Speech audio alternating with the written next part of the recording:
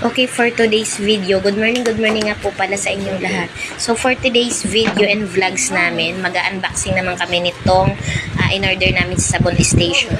So, yan, may paresibo pa si madam. So, ayan, libre na rin yung aming sticker.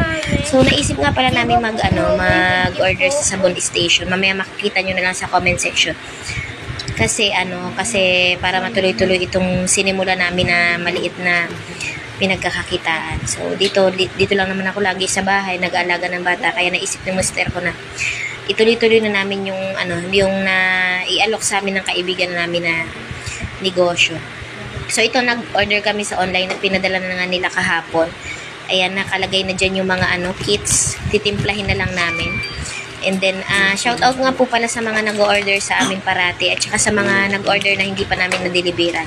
Thank you po pala. Mamaya po magdi-deliver na kami mga before hapon, mga before 5 p.m. So, samahan ako ng anak ko mag-deliver. Ayan, kompletong-kompleto na yung mga kits. Salamat po sa nagpadala sa amin.